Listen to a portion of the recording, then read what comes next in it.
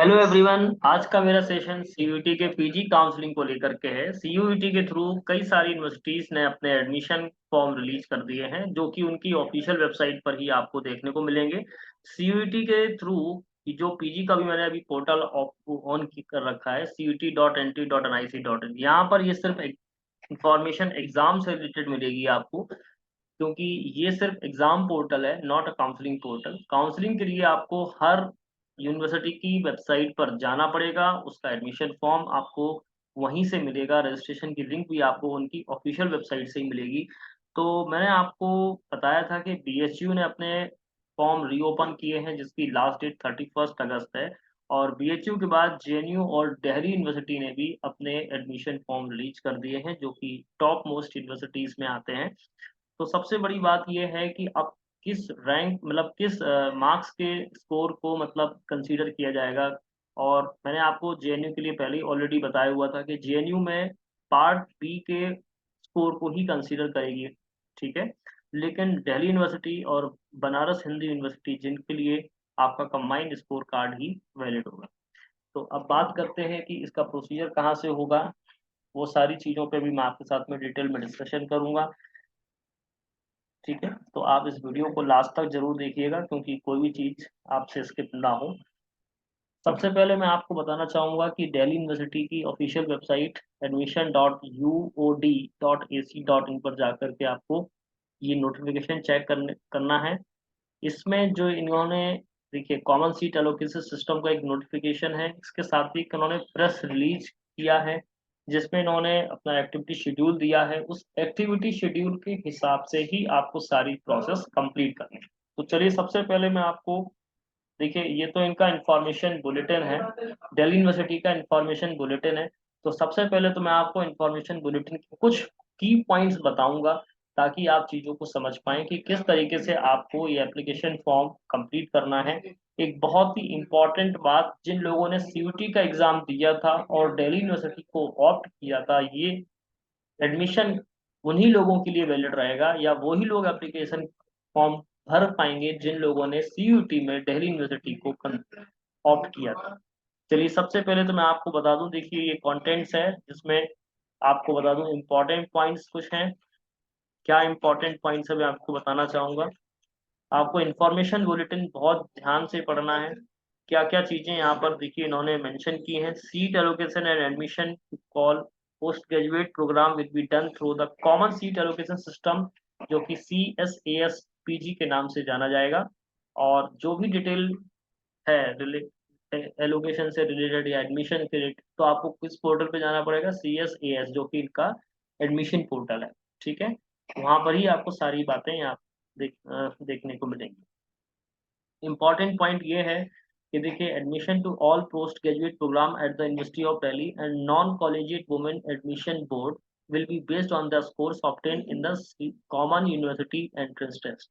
तो CUET के score के बेसिस पर ही सारी चीजें होंगी, ठीक है। थोड़ा सा आपको ध्यान से इसको पढ़ना है, पूरा इंफॉर्मेशन बुलेटिन, लगभग 94 पेज का ये बुलेटिन है, जहाँ पर आपको ध्यान ये रखना है कि एलिजिबिलिटी क्राइटेरिया अगर आप फुलफिल करते हो तो ही आप इसको अप्लाई करें, अदरवाइज ना करें, ठीक है।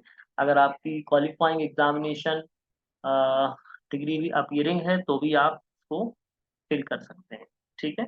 तो सारी चीजें आप ध्यान से समझ लीजिएगा। और जो इम्पोर्टेंट बात, only the score obtain CUT PG 23 will be consider for admission to the academic year 23-24। Clear. चलिए, आगे बढ़ते हैं, और बाकी सारी चीजें आप एक बार अच्छे से पढ़ लीजिएगा, ठीक है। क्लियर।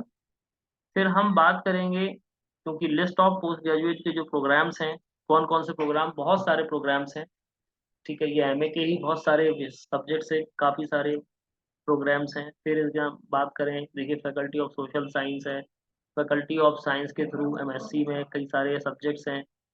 फैकल्टी ऑफ मैथमेटिक्स में भी देखिए, फैकल्टी ऑफ मैथमेटिक्स में जो कि MCA कोर्स आता है, या MSc कंप्यूटर साइंस आता है, या MA MSc मैथमेटिक्स आता है, MA MSc स्टेटिस्टिक्स आता है, या MA ऑपरेशन रिसर्च आता है।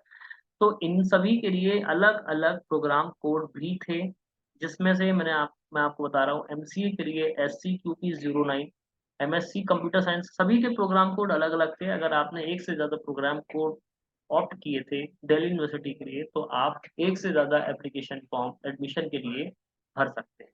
ठीक है, तो चलिए चलते हैं। फिर इसके बाद में हम बात करेंगे थोड़ा सा एलिजिबिलिटी क्राइटेरिया। देखिए इंपॉर्टेंट पॉइंट मैंने आपसे ऑलरेडी डिस्कस कर लिए। जो एलिजिबिलिटी क्राइटेरिया है for candidate belonging to unreserve OBC NCL EWS category, the minimum eligibility of 50% marks, यानी कि 50% मार्क्स आपके होना चाहिए। ठीक है, और एससी एसटी और पीडब्ल्यूडी तो 45% आपके होना चाहिए। इसके अलावा कुछ अलग से जो एलिजिबिलिटी क्राइटेरिया जैसे कि हर प्रोग्राम के साथ में होगा, वो प्रोग्राम की कोर्स के साथ में उसकी एलिजिबिलिटी मेंशन। अब बात करेंगे कि पोस्ट ग्रेजुएट प्रोग्राम में फैकल्टी ऑफ मैथमेटिकल साइंसेस में जो कोर्सेज हैं उनकी सीट मैट्रिक्स क्या है और उस पर एलिजिबिलिटी क्या है। ओके, चलिए सबसे पहले बात करते हैं कि master of computer application MCA के लिए यहाँ पर bachelor degree from a recognised university with at least 2 courses in mathematical sciences, जिसमें से मैथमेटिक्स होना चाहिए या कंप्यूटर साइंस के या स्टैटिस्टिक्स या ऑपरेशन रिसर्च के कितने सब्जेक्ट्स होना चाहिए, at least 2 papers like yearly basis पर and under annual mode, and at least 4 courses in the mathematical sciences, इनमें से सेमेस्टर मोड में होना चाहिए। मतलब अगर सेमेस्टर सिस्टम है तो कम से कम 4 पेपर मैथ्स के या कंप्यूटर साइंस के हों, या फिर ईयरली मोड पर हो तो एटलीस्ट 2 कोर्सेज। ठीक है, इज दैट क्लियर। और जिसका सीयूईटी का पेपर कोड है SCQP09। ठीक है, अब हम बात करेंगे थोड़ा सा सीट मैट्रिक्स को लेकर के कि सीट मैट्रिक्स यहाँ पर कितना है। 23 सीट्स हैं अनरिजर्व के लिए, 9 सीट हैं एससी के लिए, 4 सीट्स हैं एसटी के लिए, 16 है ओबीसी के लिए और 6 सीट है ओबीसी ईडब्ल्यूएस के लिए। टोटल 58 सीट्स यहाँ पर हैं। तो सीट काफी कम है, ये तो आप सभी जानते हैं। और सबसे हायर कट ऑफ चूंकि दिल्ली यूनिवर्सिटी का ही जाने वाला है, ऑब्वियसली बात है सबसे पहले जो प्रायोरिटी है वो स्टूडेंट्स की होगी दिल्ली यूनिवर्सिटी की। तो दिल्ली यूनिवर्सिटी में अगर आपके मार्क्स 225 प्लस हैं तो आप बिल्कुल सेफ जोन में हैं और आपका सिलेक्शन हो जाएगा, क्योंकि मैक्सिममली बच्चे 225 वाले एनआईटीज या अदर कॉलेजेस में एडमिशन ले चुके हैं। तो 225 नंबर बिल्कुल सेफ स्कोर है। और 200 से 225 तक ये कट ऑफ वेरी भी करेगा, इवन 180 तक भी जा सकता है जनरल कैटेगरी की बात कर रहा हूँ। बाकी की जितनी भी कैटेगरीज हैं लाइक अगर ईडब्ल्यूएस तो 10 से 20, और ओबीसी है तो 20 से 30 या 40 तक जाएगा। वहीं अगर एससी और एसटी के लिए है तो 100 प्लस पे भी ये यूनिवर्सिटी में एडमिशन मिल सकता है। 100 से 120 प्लस यानी 120 प्लस तक भी ये जाएगा। क्लियर, चलिए। तो ये तो था, हमने सीट मैट्रिक्स पर डिस्कशन किया। अब बात करेंगे हम कि इसके अलावा एक दो चीजें और मैं आपको देख लेता हूँ यहाँ पर। फिर एमएससी कंप्यूटर साइंस अगर किसी ने एलिजिबल फॉर्म भरा है तो वो उसका जो कोर्स है वो MTQP04 है। से ये जो इन्फॉर्मेशन ब्रोशर है, जिन जिन लोगों ने जिन जिन कोर्सेज के लिए यहाँ पर अप्लाई किया है उनका ये सीट मैट्रिक्स है। ठीक है, MA MSc अगर मैथमेटिक्स से अगर आपने ऑप्ट किया है तो उसका कोर्स कोड है SCQP19। ठीक है, तो हर कोर्स की यहाँ पर सारी चीजें दी गई, इवन जो इनसे एफिलेटेड कॉलेज हैं उनके भी यहाँ पर सीट मैट्रिक्स दिए गए। तो ये सारी चीजें आप लोग देख लीजिएगा। और सीयूईटी के थ्रू जो भी कोर्सेज के लिए आपने जिन भी कोर्सेज के लिए आपने अप्लाई किया है, ये मैं सभी कोर्सेज को एक साथ आपको इसलिए बता रहा हूँ कि उन सभी कोर्सेज की आप एलिजिबिलिटी, सीट मैट्रिक्स और सारी जो चीजें हैं वो आप जरूर रीड कर लें। अब ये सारी चीजें करने के बाद जो एडमिशन की प्रोसेस है वो किस तरीके से होने वाली, तो मैं आपको बता दूं। ये कॉमन सीट एलोकेशन सिस्टम जो है, ये एडमिशन के लिए इनका पोर्टल है जिसके थ्रू पीजी के जितने भी कोर्सेज हैं उन सभी कोर्सेज का एडमिशन इसी कॉमन सीट एलोकेशन सिस्टम के आधार पर होने वाला है। ठीक है, तो चलिए बात आगे चलते हैं।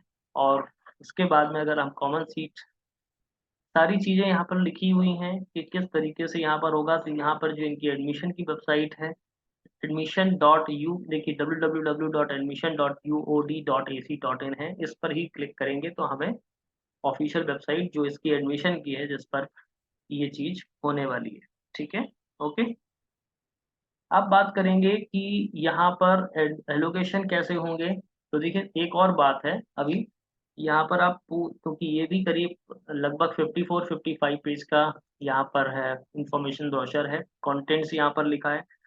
पूरी एडमिशन गाइडलाइन को पढ़िएगा, जिससे कि फॉर्म में मिस्टेक्स ना हो, क्योंकि उन्होंने कुछ बातें बोली हैं कि अगर एक बार सबमिट हो गई तो दोबारा आप चेंज नहीं कर सकते हैं। कि कुछ बातें हैं जिनका आपको विशेष तौर पर ध्यान रखना है, क्योंकि समय आपके पास में है अभी, आप इन सभी चीज़ों का विशेष रूप से ध्यान रखें। ऐसा नहीं है कि फॉर्म भरते वक़्त आप जल्दीबाज़ी करें, ठीक है? इन्फॉर्मेशन अबाउट द, देखिए यहाँ पर सारी चीज़ें लिखी हुई हैं, program selection, preference filling, multiple courses select किए हैं, और कुछ कोर्सेज़ ऐसे हैं जो यूनिवर्सिटी से एफ़िलिएटेड कॉलेज में मिलेंगे, तो वहाँ पर प्रेफ़रेंस भी आपको ध्यान रखना पड़ेगा, कोर्स का सिलेक्शन भी आपको ध्यान में रखना पड़ेगा। एलोकेशंस के रूल्स होंगे, सीट एलोकेशन ऑन एडमिशन के कुछ रूल्स होंगे, सबसीक्वेंट राउंड ऑफ एलोकेशन के भी रूल्स होंगे, अपग्रेड या फ्रीज़ करने का भी आपको ऑप्शन आएगा, कैंसलेशन और प्रोविज़नली एलोकेटेड सीट का भी यहाँ पर विथड्रॉ करने का, mid entry, spot admission, tie breaking rules, remittance of the rent refund policy. ये सारी चीज़ें यहाँ पर दी गई चैप्टर बाय चैप्टर। आप बहुत ध्यान से इन सारी चीज़ों को समझते जाएँगे तो आपकी प्रॉब्लम दूर हो जाएगी। और बहुत सारे लोग हैं क्योंकि अलग-अलग तरह के कोर्सेज़ में उन्होंने अप्लाई किया हुआ है, तो कई सारे स्टूडेंट्स को कन्फ्यूजन होता है, इसलिए मैंने ये इन्फॉर्मेशन बुलेटिन और सीट एलोकेशन सिस्टम की कुछ बातों को डिस्कस किया है। अब मैं कुछ की पॉइंट आपके साथ में डिस्कस करूँगा, बट आपको ध्यान ये रखना है कि आप पूरा इन्फॉर्मेशन बुलेटिन और सीट एलोकेशन सिस्टम को अच्छे से रीड करें। इम्पोर्टेंट बात ये है कि आपको क्या चीज़ देखनी है, यहाँ पर एलिजिबिलिटी रिक्वायरमेंट आपको इस बुलेटिन में देखनी है, और दूसरी बात, यहाँ पर एक और बात है कि जिन लोगों ने यहाँ पर एक बात यहाँ पर मेंशन है कि सीयूईटी के पीजी फॉर्म में अगर आपने डीयू यूनिवर्सिटी और उस पर्टिकुलर कोर्स को ऑप्ट किया होगा तो ही आप एलिजिबल होंगे। और सबसे इम्पोर्टेंट बात यहाँ पर जो है कि इसके लिए जो एप्लीकेशन की फ़ी है, अनरिजर्व्ड ओबीसी या एनसीएल ईडब्ल्यूएस के लिए ₹250 आपको पे करने होंगे, जो कि नॉन रिफंडेबल होंगे। ये बात उन्होंने देखो यहाँ पर मेंशन की है। वहीं एससी, एसटी और पीडब्ल्यूडी के जो कैंडिडेट होंगे उनको ₹100 पे करना होगा पर प्रोग्राम।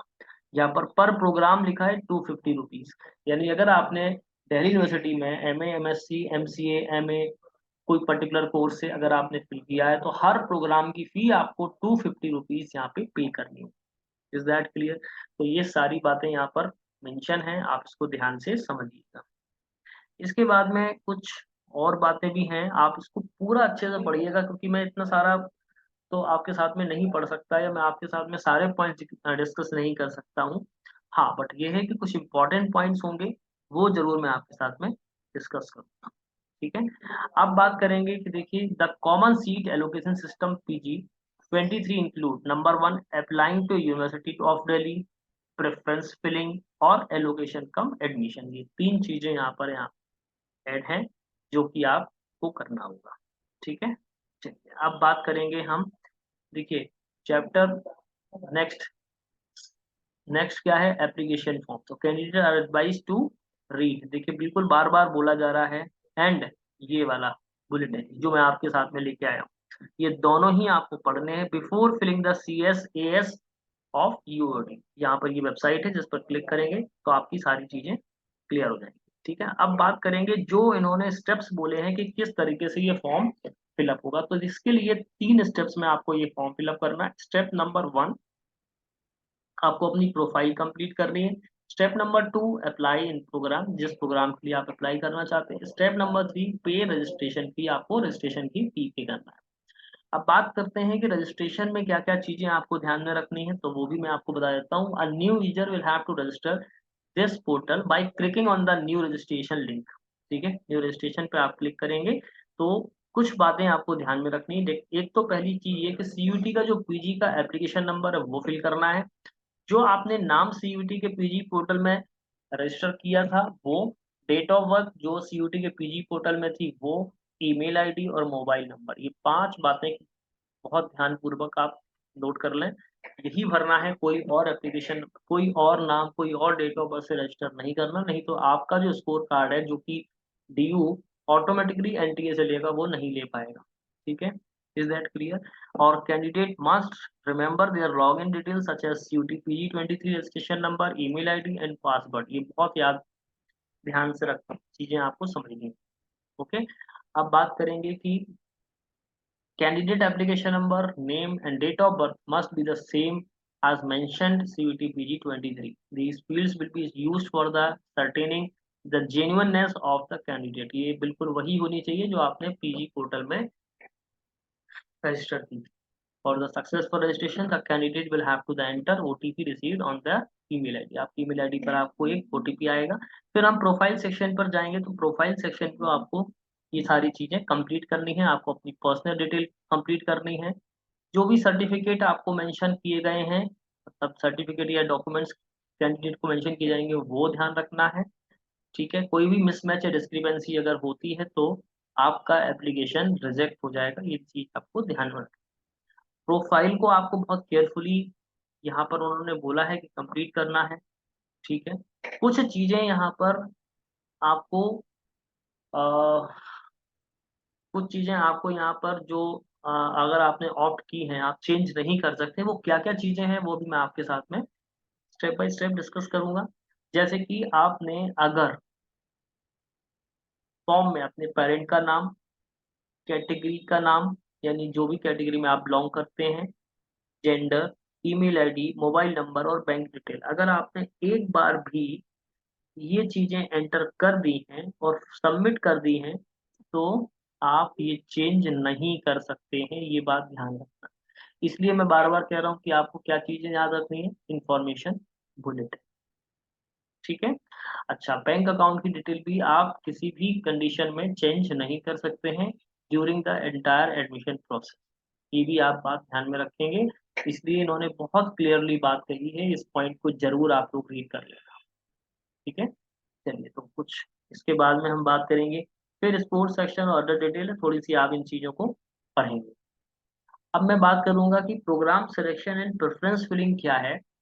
तो प्रोग्राम सिलेक्शन का मतलब ये है कि अगर किसी ने एक ही प्रोग्राम सेलेक्ट किया है तो कोई प्रॉब्लम नहीं आएगी, लेकिन अगर आप लोगों ने मल्टीपल प्रोग्राम को ऑप्ट किया है, जैसे कुछ लोगों ने एमएससी कंप्यूटर साइंस ऑप्ट किया होगा या एमसीए कंप्यूटर एप्लीकेशन सिलेक्ट किया होगा, तो क्योंकि दोनों के प्रोग्राम कोड अलग अलग है तो आपको प्रोग्राम कोड पे ध्यान रखना है। दूसरी बात, प्रेफरेंस फिलिंग का मतलब ये है कि अगर मेन डिपार्टमेंट में या उससे एफिलेटेड कॉलेजेस में है तो आपको वो प्रेफरेंस भी उसमें एंटर करना पड़ेगा। पहले आप इन्फॉर्मेशन बुलेटिन को देखेंगे तो आपको समझ में जाएगा कि अगर उसमें एफिलेटेड कॉलेज के नाम होंगे या उनका सीट मैट्रिक्स देखेंगे तो आपको समझ में आ जाएगा। फिर आपको उस प्रेफरेंस के अकॉर्डिंग सारी एंट्रीज करनी है। ठीक है, तो ये सारी चीजें उन्होंने ऑलरेडी दे रखी हैं, आप इसको अच्छे से रीड आउट करेंगे। दूसरी बात, आपको एलिजिबिलिटी क्राइटेरिया पे भी ध्यान रखना है, तो वो बुलेटिन में दी गई हैं, आप उस बुलेटिन में से एलिजिबिलिटी पढ़ सकते हैं। फिर प्रोवाइडिंग द प्रेफरेंस, आप यहाँ पर देख लें, मैंने आपको जो चीजें बताई हैं। एकेडमिक सेक्शन, सारी चीजों को आपको देखना है कि percentage, qualifying degree must be stated, है ना, अपीयर्ड या अपीयरिंग, ये सारी चीजें। इसके बाद में सीजीपीए मेंशन है कि आपके में परसेंटेज, वो सारी चीजें आपको, कन्वर्जन रूल्स भी यूनिवर्सिटी के अकॉर्डिंग होना चाहिए। ऐसा नहीं कि अपनी मर्जी से आपने कुछ भी कन्वर्जन कर दिया है। ठीक है। फिर the candidate must select each term in which he she appear a past qualifying, यहाँ पर आपको enter the percentage every semester या ईयर ऑफ कैंडिडेट, आपको जो एंट्री क्वालिफिकेशन के लिए आएंगी तो वो भी आपको ध्यानपूर्वक सेमेस्टर और ईयर वाइज फिल करनी होगी। ठीक है, यही बात वो बोल रहा है। इसके बाद में देखिए एडवाइस क्या दी गई, candidate must not wait for the last date of the preference filling. ये बिल्कुल क्लियरली बोला गया है कि आप लास्ट डेट का इंतजार बिल्कुल ना करें। Candidate must pay the application fee well before the deadline in order to the avoid any last minute. मतलब ये नहीं है कि आप लास्ट मिनट, लास्ट डे के लिए बैठे हैं, फिर आपका एप्लीकेशन फॉर्म सबमिट नहीं हो पाया, फी पे नहीं हो पा रही, फिर आपका ट्रांजेक्शन फेलियर हो गया, आपने मेल कर दिया, मेल का जवाब नहीं आ रहा और आप पैनिक हो रहे हैं, तो लास्ट डे के लिए ना बैठे, उससे 2-3 दिन पहले ही आप अपनी सारी प्रोसेस कंप्लीट कर दें। ओके। इसके बाद मैं बात करूंगा सीट एलोकेशन और एडमिशन। मैंने आपको लगभग बता दिया है कि किस तरीके से एडमिशन होगा। यहाँ पर मेरिट लिस्ट पर होगा। On the declaration of the merit list, या candidate must check the list carefully and log on to his her CSAS PG 23 dashboard for the acceptance of the seat allocated if offered. ठीक है, तो ये चीज आपको ध्यान रखना होगा। Candidate must check the schedule of activities for the admission which are the available on the admission website UOD। आपको सारी चीजें यहाँ पर मेंशन होंगी। फिर जैसे ही आपको सीट मिल जाएगी तो आपको क्या करना होगा, सीट मिलने के बाद देखिए acceptance of the provisional allocated seat, आपको जो सीट मिलेगी उसको आपको एक्सेप्ट करना होगा। ठीक है, once a seat has been allocated in a particular round the candidate must accept the seat allocated seat so before the last date a time specified for the given allocation round. आपको सारी चीजें यहाँ पर दी जाएंगी। और in case the candidate is offered the multiple seat in a particular round so he she must accept and take admission in the only one allocated seat. Inactivity and no action will be taken as a non-acceptance to the allocated seat, so it will be treated as a decline the provisionally allocated seat. अगर आप seat को accept नहीं करते तो आपका जो seat है वो ऑलरेडी कैंसिल हो जाएगा और आप अगले जो भी सब्सिक्वेंट राउंड होंगे उसके लिए एलिजिबल नहीं होंगे। ठीक है, इसलिए चीजों को आपको ध्यान में रखना है। जैसे अभी तक मैं सारे काउंसलिंग के प्रोसीजर बताता चल रहा हूँ उसी तरह से सारी चीजें यहाँ पर भी होंगी। फिर online approval of the department से आएगा, वो कैसे आएगा? जब आप अपनी सीट को एक्सेप्ट करेंगे, प्रोविजनली आपको अलोकेट जो सीट हुई होगी, तो कंसर्न डिपार्टमेंट सेंटर या कॉलेज आपकी एलिजिबिलिटी को चेक करेगा, अपलोडेड डॉक्यूमेंट को चेक करेगा, क्या क्या चीजें वो वेरीफाई करेगा एट द टाइम ऑफ, एक तो मिनिमम एलिजिबिलिटी, दूसरा प्रोग्राम स्पेसिफिक एलिजिबिलिटी, तीसरी सीयूटी का पीजी की डिटेल और validity and authenticity of the document certificate जो भी आपने सबमिट किया हो।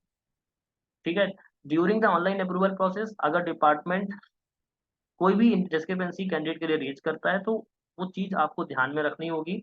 उसके लिए कैंडिडेट के लिए बोला गया है इस सेक्शन को रेफर करना है। ठीक है, after the verification department approve और reject the provisionally allocated seat of the candidate. ठीक है, यहाँ पर जब वेरिफिकेशन हो जाएगा तो वो अप्रूव या रिजेक्ट दो बातें बताएगा। In case of the approval, so अगर डिपार्टमेंट ने अप्रूव कर दिया तो आपको एडमिशन फी जो है वो पे करनी है। ठीक है, ओके। अगर रिजेक्शन हो गया तो वहां पर आपको बताएगा कि क्या क्या रिजेक्शन के रीजन थे। नंबर 1, नंबर 2, नंबर 3, नंबर 4, ये चारों पॉइंट लिखे हुए हैं कि आपकी एलिजिबिलिटी नहीं थी, या आप प्रोग्राम स्पेसिफिक एलिजिबल नहीं थे, या आपने डॉक्यूमेंट सही नहीं दिए, या फिर आपने वो जो क्वेरी रेज की गई थी उसका आपने जवाब नहीं दिया उस पर्टिकुलर टाइम में। ठीक है, इसके बाद में देखिए रिस्पॉन्ड टू क्वेरीज, यहाँ पर सारी चीजें दी गई हैं। एडमिशन आपको जो भी दिया जाएगा वो प्रोविजनल सीट के प्रोविजनल ही दिया जाएगा जब तक आपका एडमिशन फी कंप्लीट नहीं हो। आपको जैसे ही अप्रूव हो जाएगा आपको सीट का एडमिशन फी पे करना होगा। और the admission process will be treated as completely only after successful payment of the admission. जब आपका पेमेंट सक्सेसफुल हो जाएगा तभी आपका एडमिशन कंप्लीट माना जाएगा। जैसे ही आपका ये सारी चीजें हो जाएंगी तो आपको फिजिकल रिपोर्टिंग के लिए भी जाना होगा। ये सारी चीजें मैं भी आपको बताने वाला हूँ। अच्छा, इसके अलावा सीट मिल गई है, आपने एक्सेप्ट कर ली है, तो अब क्या करना होगा? सबसीक्वेंट राउंड ऑफ एलोकेशंस में क्या होगा वो भी आपको बता देता हूँ। Based on the availability of the seats that arise due to rejections, cancellation and withdrawals, अगर आपने रिजेक्ट हो गया या आपने खुद कैंसिल किया या आपने विड्रॉ किया, तभी आपको आप कह सकते हो कि नेक्स्ट राउंड में, हालांकि फर्स्ट राउंड में जिनको एलोकेट नहीं हुआ उनको सेकंड राउंड में एलोकेट होगा क्योंकि वो एज अ वेटिंग कैंडिडेट होंगे। All candidate who have applied this CSAS will be eligible for the allocation round, so except those who allocated seat admission has been cancelled for whatever reason। ठीक है, जो भी cancel करेंगे। All admitted candidate who opt the upgrade option, so refer chapter number 8। अभी मैं आपको बताना चाहूंगा। अब जैसे कि कुछ स्टूडेंट्स ऐसे होंगे जो अलग अलग कोर्सेज के लिए अप्लाइड किए हैं और उनसे एफिलिएटेड कॉलेज या डिपार्टमेंट या सेंटर होंगे, तो उसमें वो जा सकते हैं, मतलब फॉर बेटरमेंट के लिए जा सकते हैं। तो अगर आप अपग्रेड करेंगे तो आपको अपग्रेड का ऑप्शन आएगा और अगर आप फ्रीज करेंगे तो आपको फ्रीज का भी ऑप्शन आएगा। लेकिन जहां पर सिर्फ सिंगल कोर्स होगा वहां पर आपको सिर्फ एडमिशन की ही ये आएगा यहाँ पर। ठीक है, वहां पर अपग्रेड वाला कोई ऑप्शन नहीं होगा बल्कि बस सिर्फ सीट एक्सेप्टेंस वाला ही होगा।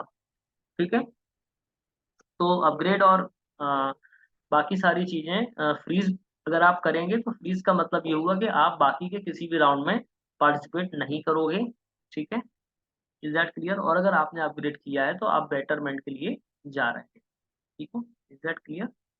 ओके। फ्रीज करेंगे तो the university will offer the admit candidate freeze option first round, so the freeze option will remain available to all admitted candidate during the admission process। ये आपको हमेशा दिखेगा जब तक एडमिशन प्रोसेस चलेगी।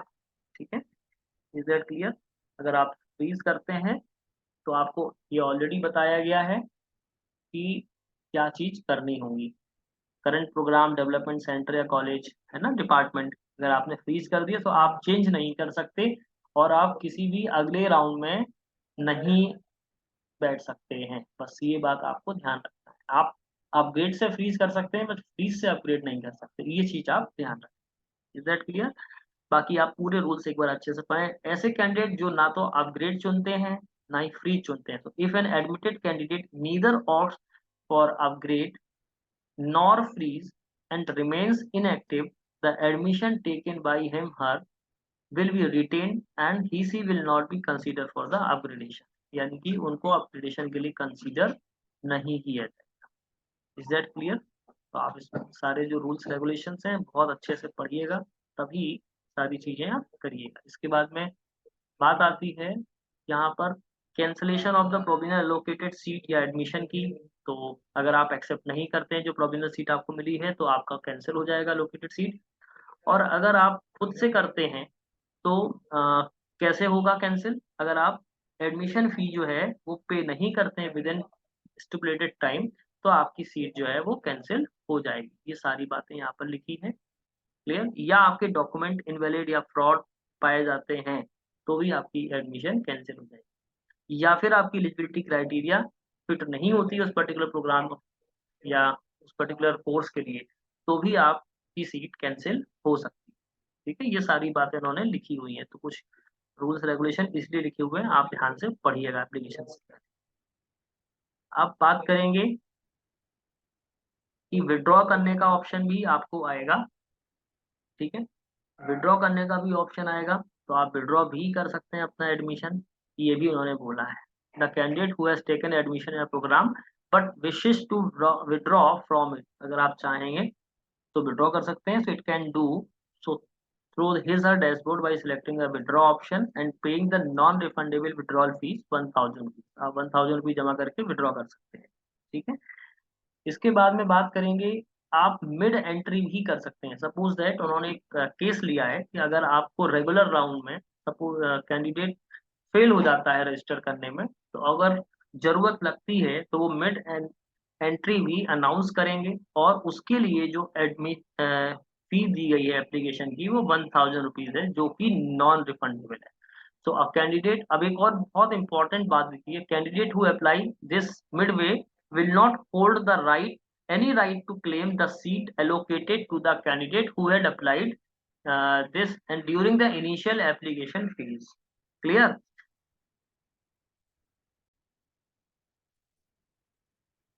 तो मिड एंट्री के थ्रू आप कोई भी सीट को क्लेम इसलिए नहीं कर सकते क्योंकि जो भी आप जब भी आप मिड एंट्री होगी तो आप उस राउंड में हो सकता है आपको सीट ना मिले, लेकिन आगे के सब सीक्वेंट राउंड में आपको सीट एलोकेशन हो सकते हैं। यही चीज उन्होंने बिल्कुल बोली है, तो आप इस चीज को भी ध्यान से समझ लीजिएगा। बाकी जो रूल्स रेगुलेशन आप बिल्कुल ध्यान से पढ़ते रहिए। दूसरी चीज यहाँ पर इन्होंने मेंशन की कि कुछ कोर्सेज ऐसे हैं जिनके लिए मिड एंट्री यहाँ पर नहीं है। ठीक है, ये कुछ बातें हैं जो आपको बहुत विशेष रूप से ध्यान में रखनी है। फिर अगर स्पॉट एडमिशन की बात करेंगे तो स्पॉट एडमिशन तभी होगा जबकि रेगुलर राउंड में एडमिशन्स जो हैं ना हो पाए, यानी सीटें वैकेंट रह जाएंगी, तो ही ऐसा होगा। और इसके लिए यूनिवर्सिटी ऑफ दिल्ली अनाउंस कर सकती है कि स्पॉट राउंड का एडमिशन कब होगा।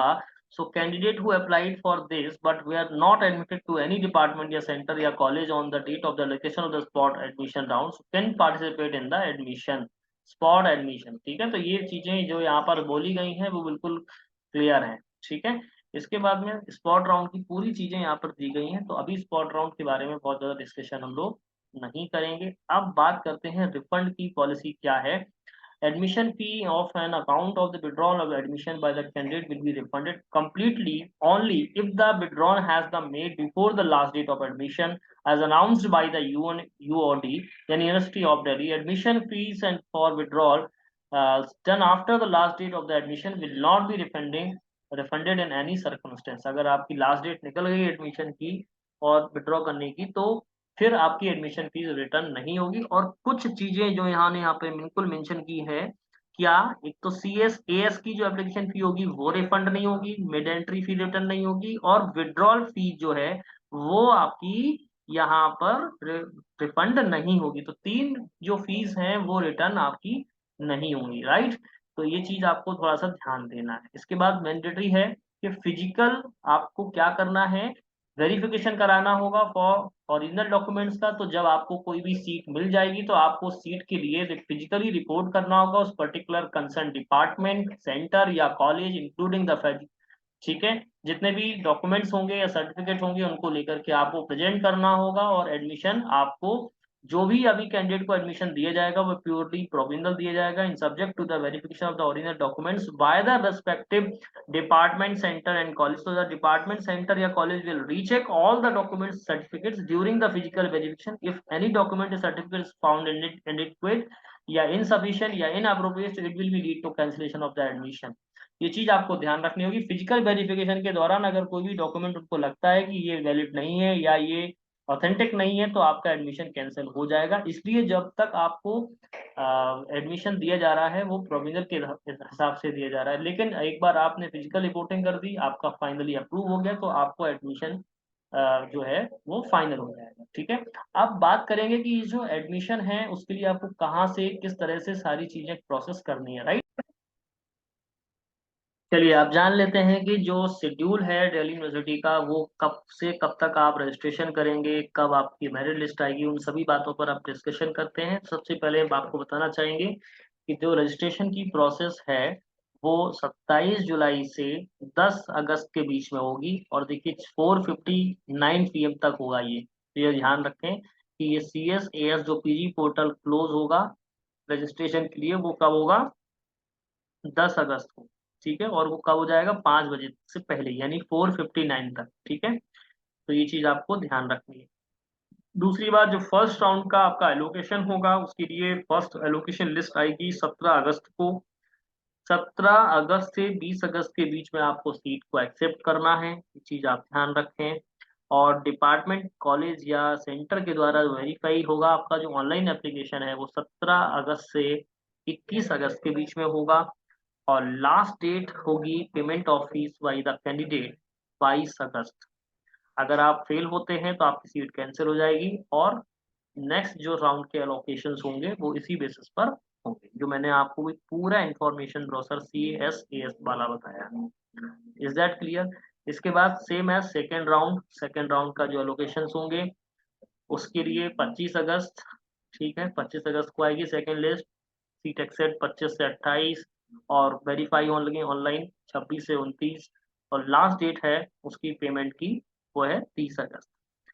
अब इसी बीच में मिड एंट्री होगी जो कि 31 अगस्त से 1 सितंबर के बीच में, यानी कि सेकेंड राउंड, फर्स्ट राउंड, देखिए फर्स्ट राउंड में जो बच्चा अपियर नहीं कर पाया किसी भी कारण से, और अगर थर्ड राउंड में कोई सीट्स बचती हैं तो मिड एंट्री से आपको फायदा मिल जाएगा। पर जो मिड एंट्री है वो सेकेंड राउंड की काउंसलिंग के बाद होगा, ये चीज ध्यान रखें। इसलिए उन्होंने बोला था कि आप कोई भी सीट को क्लेम नहीं कर सकते। तो इसका मतलब ये है कि थर्ड राउंड के लिए ही ये मिड एंट्री है, ये चीज आप ध्यान रखें। ठीक है, थर्ड राउंड के लिए ये मिड एंट्री है। ओके, फिर बात करेंगे जो थर्ड राउंड का एलोकेशन आएगा वो 4 सितंबर को आएगा। सीट एक्सेप्ट करने के लिए 4 से 7 सितंबर तक है आपके पास टाइम, और ऑनलाइन वेरीफाई 5 सितंबर से 8 सितंबर के बीच में होगा, और उसकी जो फीस है वो आपको 9 सितंबर को करनी है। फिर the university may announce more round subject to the availability of the vacancy if any. अगर कोई सीट बचती है तो वो अनाउंस किए जाएंगे यूनिवर्सिटी के द्वारा। ठीक है, इज दैट क्लियर। मुझे लगता है अब आपको बात समझ में आ गई है। ठीक है, बाकी सारी चीजें आप एक बार ध्यान से रीड करिएगा, पढ़िएगा। अब बात करेंगे कि ये पोर्टल पे हम एडमिशन में रजिस्ट्रेशन क्या क्या करेंगे, तो कैसे करेंगे। तो देखिए ये है pgadmission.uod.ac.in, ये ठीक है ऑफिशियल वेबसाइट का जो लिंक है मैं आपको डिस्क्रिप्शन बोर्ड में दे दूंगा। जो भी इंफॉर्मेशन बुलेटिन और CSAS का इंफॉर्मेशन बुलेटिन का PDF लिंक है वो मैं आपको डायरेक्टली दे दूंगा। कुछ इंस्ट्रक्शंस लिखे हैं इन्होंने, तो for the academic year 23-24 admission to all PG program of UOD university of Delhi will be done on the basis of CUET PG only. ठीक है, admitted students through the UOD online platform common seat allocation system is binding on all college of university of Delhi. ठीक है, CUET के basis पर ही है, सारी चीजें बताई मैंने ऑलरेडी आपको लगभग बता दी हैं। आप थोड़ा सा अगर मोर पर करेंगे और पूरे रूल्स और रेगुलेशंस को एक बार अच्छे से पढ़ेंगे तो देखिए सारी चीज़ें यहाँ पर आ जाएँगी ऑलरेडी, ठीक है? यहाँ पर पूरे प्रोग्राम्स का दिया हुआ है, तो आप देख सकते हैं। अब बात करेंगे कि हम न्यू रजिस्ट्रेशन पर जब क्लिक करेंगे तो क्या-क्या चीज़ें हमको यहाँ पर देखने को मिलेंगी, ठीक है? चलिए, आप देखिए यहाँ पर रजिस्ट्रेशन के लिए क्या-क्या चीज़ें आपको यहाँ पर रिक्वायर्ड हैं। देखिए इम्पोर्टेंट बात ये बोली गई इन्होंने कि सीयूटी का जो कि पीजी का एप्लीकेशन नंबर है वो लगाना है। जो आपका एप्लीकेंट का नेम है वो सीयूटी के पीजी के स्कोर कार्ड पे जो नाम मेंशन है वही होना चाहिए, डेट ऑफ बर्थ भी वही मेंशन होना चाहिए जो स्कोर कार्ड पे मेंशन है। इसके अलावा आपका email ID, password, re-enter password, mobile number, enter re-enter mobile number और ये वेरिफिकेशन कोड आपको डाल करके रजिस्टर करना है। फिर मैंने आपको ऑलरेडी बताई हुई है फीस ₹250 पर प्रोग्राम है, अनरिजर्व ओबीसी और एनसीएल और ईडब्ल्यूएस के लिए, वहीं एससी, एसटी और पीडब्ल्यूडी के लिए ₹100 पर प्रोग्राम है। 3 स्टेप में ये आपको फॉर्म फिल अप करना होगा। एक तो जो इनकी सिस्टम है अप्लाइंग कर लेंगे आप, इसके बाद filling preferences and allocation cum admission, ये 3 स्टेप में सारी चीज़ें कंप्लीट होंगी। Is that clear? I hope कि मैंने आपको लगभग सारी चीज़ें रजिस्ट्रेशन और एडमिशन से रिलेटेड सारी बातें मैंने आपके साथ में डिस्कस की हैं, तो आपको समझ में आ गया होगा। फिर भी अगर आपको कोई डाउट है तो आप मुझे कमेंट सेक्शन में लिख के बता सकते हैं। तो और भी कोई नई अगर नई अपडेट आती है तो मैं आपको बताऊँगा। Thank you and all the best.